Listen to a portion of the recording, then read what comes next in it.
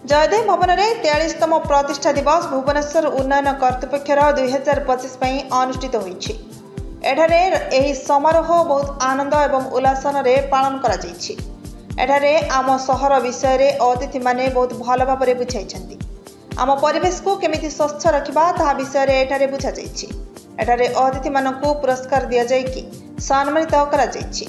एही परिवेश को स्वच्छ और शुद्ध रखिबा पई प्रत्येक नागरिक बड़ कर्तव्य रही। एकता ही बल।